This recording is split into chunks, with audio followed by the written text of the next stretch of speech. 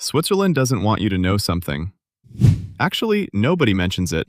Everyone's too busy talking about the chocolate. This is a country obsessed with precision, wrapped around theatrical mountain scenery, hiding more emergency shelters underground than there are people left to fill them. I went to every place on this list myself, so you know exactly what to expect before you land here. There's a train station further along this list that sits higher than almost anywhere else in Europe, buried straight through a mountain. There's a village with no road in at all. And there's a lake much further down this list that isn't even natural. Someone built it on purpose, and it came out the color of glass. Every one of these sets up the next, and the very last stop on this list is the real reason to stick around. Top Tier Travels presents Wonders of Switzerland. Hey everyone, I'm Finn Lee, a travel enthusiast obsessed with finding the world's most unforgettable destinations.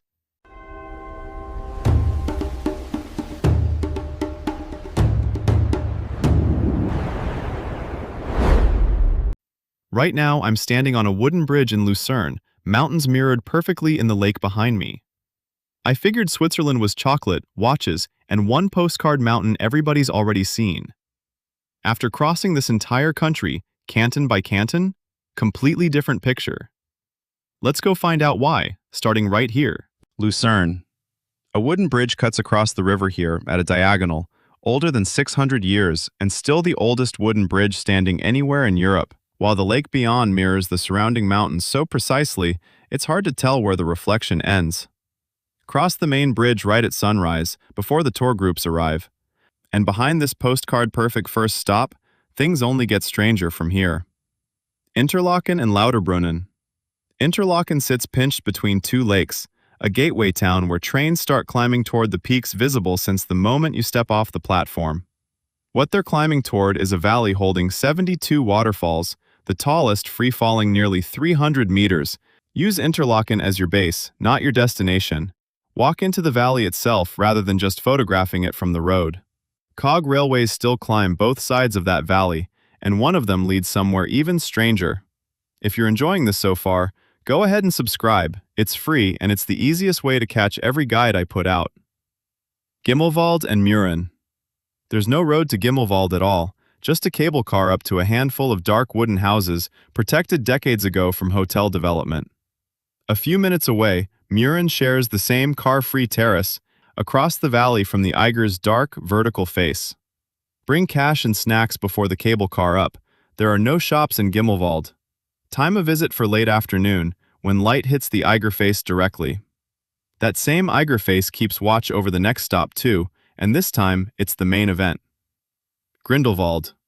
That same Eiger face sits directly above a town once cut off from the valley for entire stretches of winter. From here, a cog railway climbs higher than anything else on rails in Europe, before disappearing into the mountain through a tunnel that doesn't let go for nearly 8 kilometers. Book cog railway tickets a day ahead in summer. Sit right side going up, facing the open valley. Which means for a solid stretch, you're riding through total darkness inside solid rock.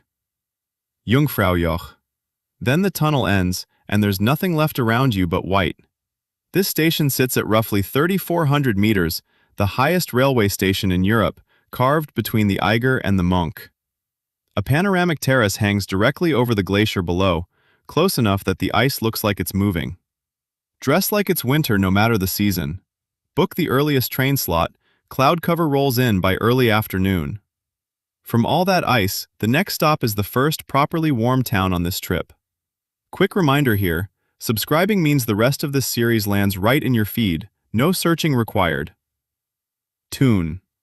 A river slices straight through Thun's center, wooden bridges crossing it, a medieval castle with 4 corner towers keeping watch from the hill above. The lake it flows from stretches 18 kilometers, the Alps mirrored inside it so clearly the scene looks slightly unreal. Rent a small boat for an hour. The castle view from the water beats any photo from land. A few hours south, though, everything changes entirely. Lake Lugano and Morcote. Suddenly there are palm trees and oleanders along the shore, in the part of the country where Italian is the first language you hear. Hidden around a bend sits Morcote, a village where houses seem to grow directly out of the water, a 300-step staircase climbing to a lookout over the harbor. Take the boat to Morcote instead of driving. Not far from all that polish, the same stone turns rough, gray, and almost silent. Forolio. At the end of one narrow valley, a waterfall drops 80 meters onto a village so small the houses are built from the same boulders as the mountain around them. Fill up on fuel and cash before the valley. There's nothing out here once you arrive. Go on a weekday, the narrow road gets tight fast. Then, without much warning, the whole mood shifts again. St. Moritz and Bernina Pass. St. Moritz sits at 1,800 meters, with a lake that freezes solid enough to host horse and polo races on top of it. From here, a red train climbs purely on the friction of its own wheels, past 2,300 meters before dropping into Italy. The signage quietly switching to Romanche, the rarest of the country's 4 official languages. Book a window seat right side heading south, facing the glaciers. Check the pass is open. Snow closes sections well into late spring some years. That same rare language accompanies the entrance into land where humans made one deliberate decision: to stop interfering. Swiss National Park. No picking flowers here, no stepping off the marked trail, not even dogs allowed. It's been like this since 1914, the oldest protected park in Europe, and the rule is absolute. Deer walk within arm's reach of the trail because they've never learned to run from people. Bring your own food and water. Nothing is sold inside the park. Stick strictly to marked trails. Rangers do enforce it. Then the silence gives way to a city that grew up around a monastery. Real quick, remember that lake I mentioned at the start? The one that isn't even natural? We're still a little ways off from it. And the very last stop on this list, the real reason I told you to stick around, St. Gallen and Appenzell.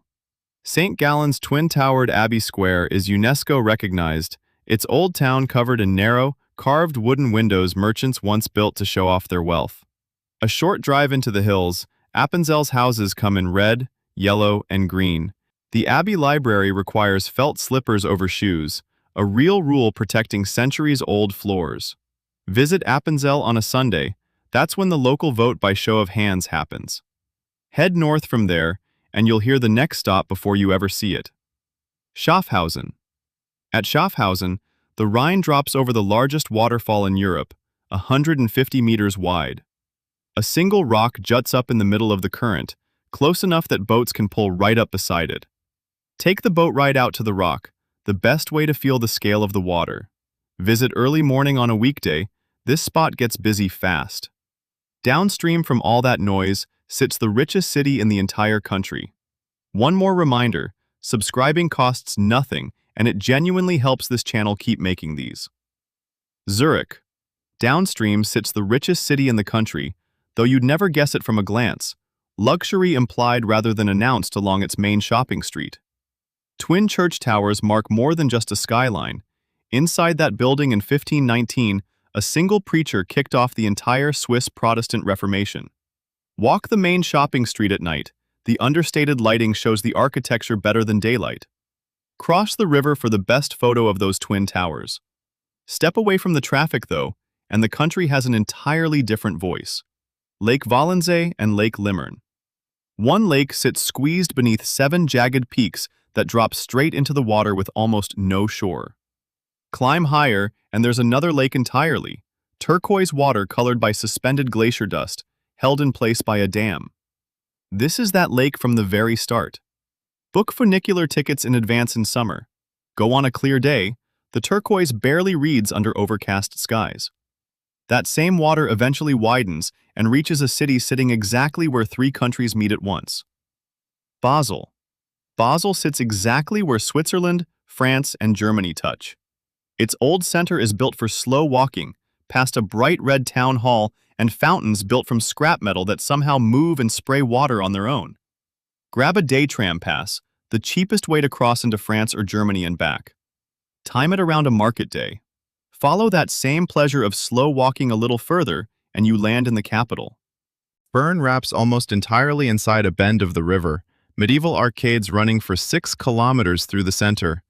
On the old clock tower, a rooster still crows on the hour, and this quiet capital keeps actual bears along its river, a tradition that's held for over 500 years. Catch the clock tower show on the hour, Visit the bear park in late afternoon when they're typically most active. Not far from all those bears, a hill rises with a single street leading straight up to a castle at the top. Gruyere. A single street leads straight up to a castle, no cars allowed inside the walls. This is the village behind the cheese sharing its exact name, still made the traditional way in nearby dairies, wheels the size of small cartwheels hanging in shop windows. Visit the castle first thing in the morning, before day trip buses arrive. Descend from those hills toward the lake, and every inch of land gets put to a different use entirely. Lavaux vineyards and Lausanne. Vine terraces drop in tiers almost to the water's edge, held up by dry stone walls first built by hand in the Middle Ages.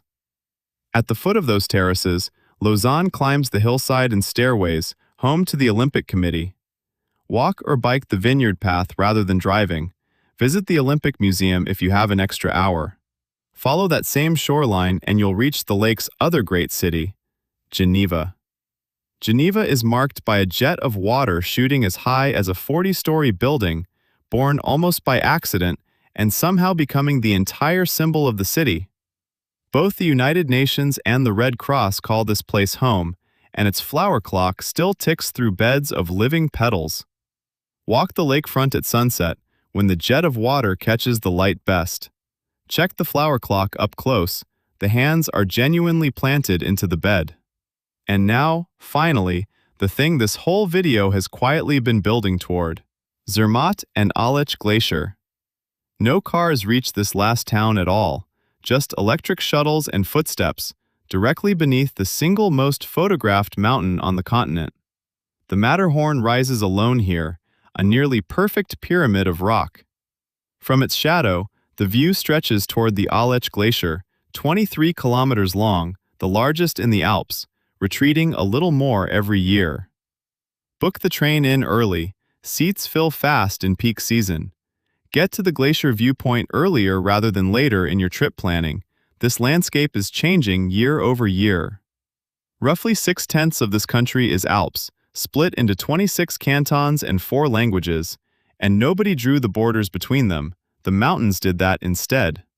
That same obsession with precision sits on wrists across the planet. Milk chocolate was invented here in 1875, and this small country still ranks among the world's great water reservoirs. Underneath all that calm, it has quietly built enough nuclear shelters for every person living here, a rule that's never actually gone away. Calm on the surface, quietly prepared underneath, that's the whole trick this country's been pulling the entire time. Out of everywhere on this list, which one are you already planning to visit? Zermatt's view of the Matterhorn, the hidden village of Gimmelwald, or that turquoise lake built out of glacier dust? Tell me below. I read through as many of these as I can. And if you want another country that hides more than it shows, go check out the video I posted right before this one, Wonders of Spain, a very different landscape, but just as many surprises packed into one country. Hit subscribe so you don't miss what's coming up next, and I'll see you in the next one. I'm Finn Lee. See you out there.